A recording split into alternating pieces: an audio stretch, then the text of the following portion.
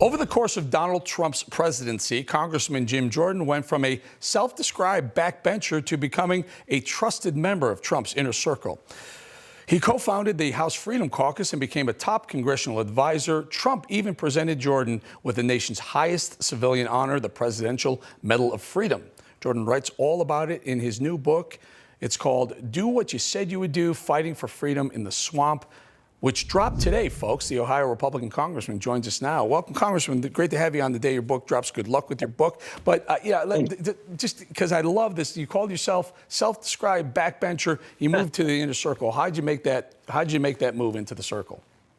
Well, I don't know that I was trying to. I was just doing what I said as the title of the book. You know, I always say I think we make this job way too complicated. What'd you tell the voters you were going to do when you put your name on the ballot, you ran for office? If they elect you, go do what you said you would do. And what I found in the time President Trump was president, no one did that more than he did. No one accomplished more what he set out to do, more than what he told the voters he was going to do than President Trump. Certainly any president in my lifetime, maybe in history. And so I share in the book some of the stories and interactions I got to have with President Trump.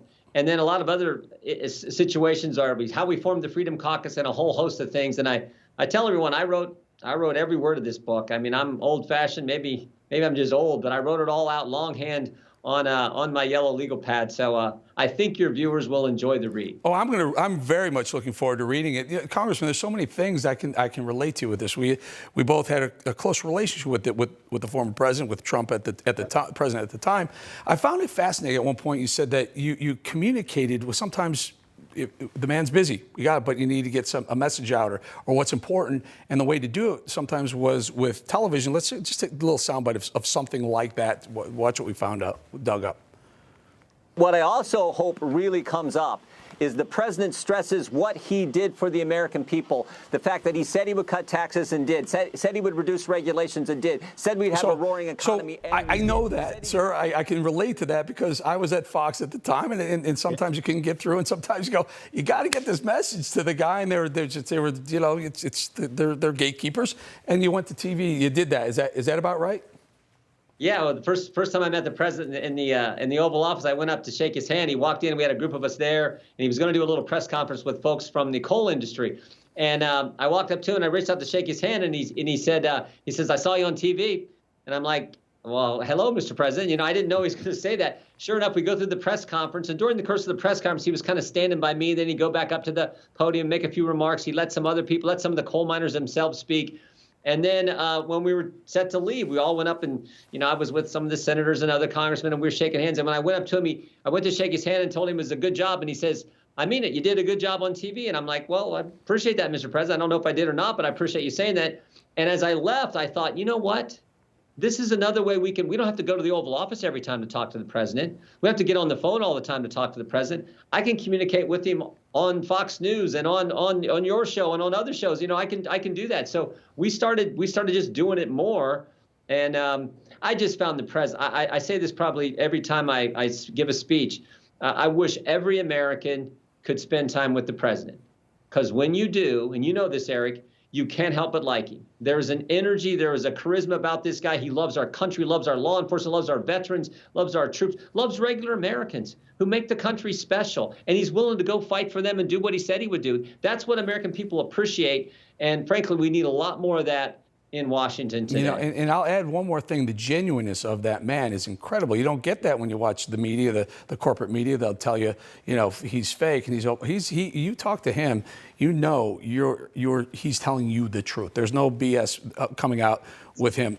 We love this idea. We want to hear more about your book. We want to hear more about your book, Congressman. Stay right there. We're going to take a quick break and come back and talk to you about some of the crazy.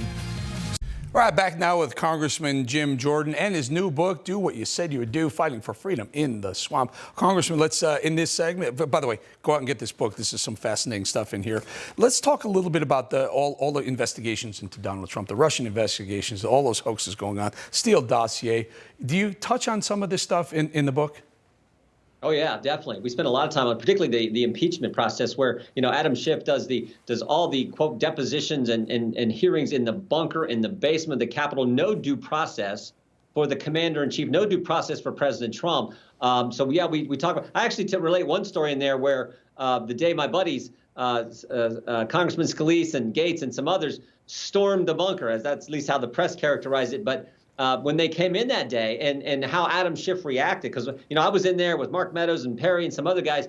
We were in there for this deposition, and they come in, and Adam Schiff gets all mad. And he's like, he adjourns the process, and as he's walking out the door, he motions for me to come talk to him in his office.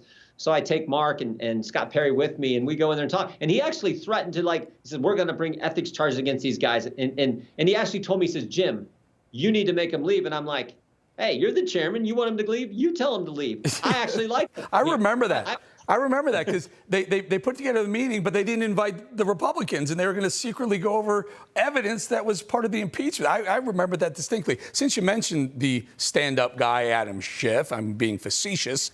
Take a listen to a couple of seconds of this guy. I've certainly said that there's ample evidence of collusion. I've never used the word treason. Only Steve Bannon has used that word. But if you look at the facts that are already in the public domain, they're pretty damning. So you have seen direct evidence of collusion? I don't want to go into specifics, but I will say that there is evidence that is not circumstantial. Can you agree that there has been no evidence of collusion, coordination, or conspiracy that has been presented thus far between the Trump campaign and Russia? No, I don't agree with that at all. I think there's plenty of evidence of collusion or conspiracy in plain sight. He lied, Congressman. He got caught lying again. Yeah, there was no evidence. And Robert Mueller, after $30 million, 19 lawyers, 40 FBI agents, a bunch of subpoenas, a bunch of witnesses, and everything else, come back and said there was no evidence of collusion or conspiracy between the Trump campaign and Russia. We all know it was based on a lie from the get-go. They used the dossier to do what they wanted to do.